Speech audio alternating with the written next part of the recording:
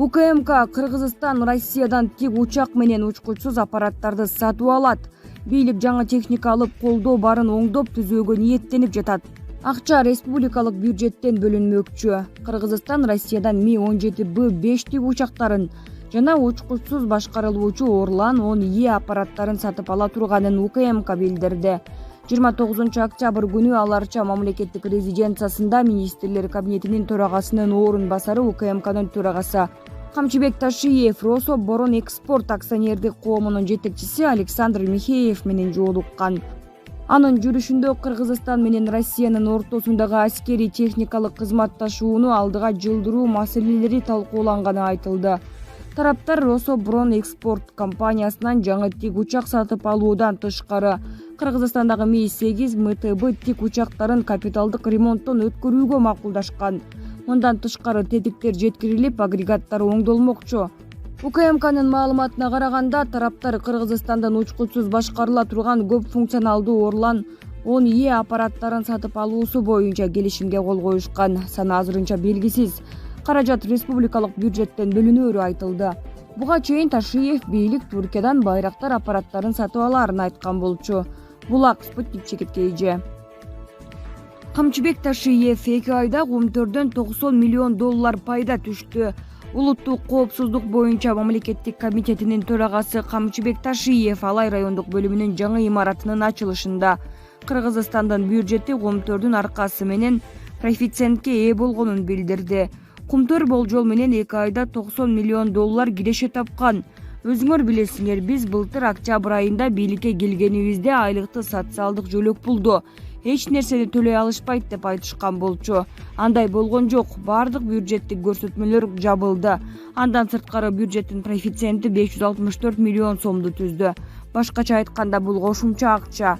Эгер өткөн жылдын бюджети 162 миллиард сом болсо, буйрурса келерки жылы бюджетти 220 миллиард сом менен жабабыз. Айлыктар, социалдык жөлөк пулдар да көбөйүүдө. Аскер кызматкерлеринин маянасы 50%, ички аскерлердин маянасы 40%.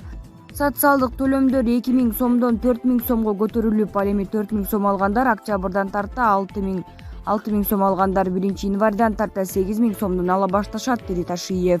Ошондой эле бул акчалардын баары кайдан келип жатканын айтты. Анын айтымында акыркы 2 айда Кумтөр өлкөнүн кирешесине 90 миллион сом алып келген.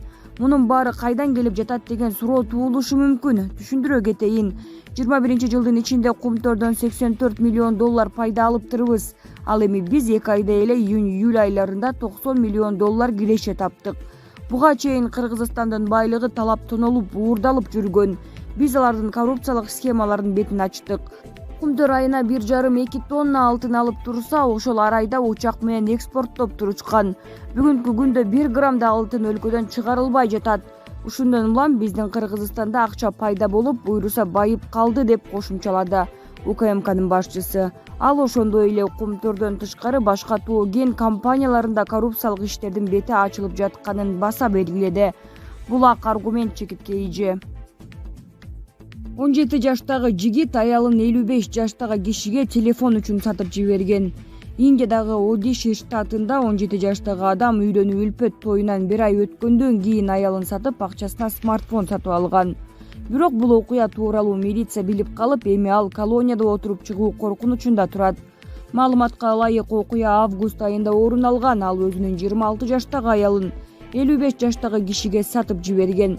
Аял 180 миң рупийге бааланган. Аялын заводдо иштейбиз деп алып кеткен. Айылга кайтып келгенден кийин аялдын ата-энеси кызы тууралуу сураганда ал аны таштап кеткенин айткан. Полиция бул тууралуу билип калып, аялды кайтарууга барганда айыл тургундары аны сатып алганын айтып кое бербей коюшкан. Учурда анын 17 жаштагы күйөөсү колонияга отургузулаары айтылды. Булак коом чекит пресс.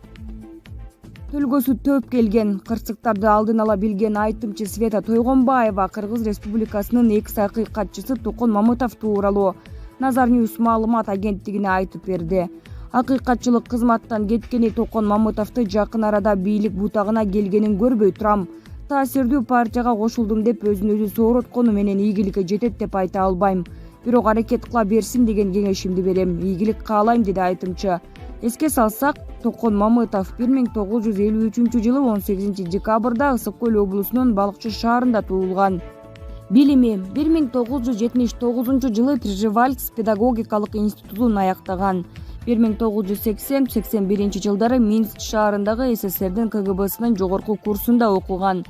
1987-жылы Андропов атындагы СССР КГБсынын Кызыл Туулуу институтун аяктаган. Эмгек жолу 1972-74 жылдары Советтик армияда кызмат өтөгөн. 74-75 Ысык Көл ПМКсында слесарь. 1979-1980 жылдары Пржевальц шаарындагы элдик билим берүү бөлүмүндө методист. 1981-92 жылдары Ысык Көл облусу боюнча КГБ башкармалыгында ыкчам тергөө иштери боюнча ага кызматкер, бөлүмдүн начальниги. 1992 жылы Улуттук коопсуздук мамлекеттик комитетинин Кочкор райондук бөлүмүнүн жетекчиси. 1992-97 жылдары УКМК Улуттук коопсуздук министрлигинде начальниктин орун басары, бөлүмдүн начальниги, башкармалыктын начальниги. Улуттук коопсуздук министринин орун басары, башкармалыктын жетекчиси, коргоо министринин орун басары. 2002-2005 жылдары Улуттук коопсуздук кызматынын орун басары жана биринчи орун басары. 2005-2007 жылдары президенттик администрациясынын жетекчисинин орун басары, канцелярия жетекчиси. 2007-2008 жылдары коргоо кеңешинин катчысы. 2008-2009 жылдары президенттик администрацияда мамлекеттик кеңешчи. 2009 жылы мамлекеттик чек ара кызматынын төрагасы. 2010-2013 жылы жогорку кеңештин 5-чакырылышынын депутаты. 2013 жылы мамлекеттик чек ара кызматынын төрагасы. 2013 жыл өкмөттүн Ысык Көл облусундагы толук ыйгарымдуу өкүлү.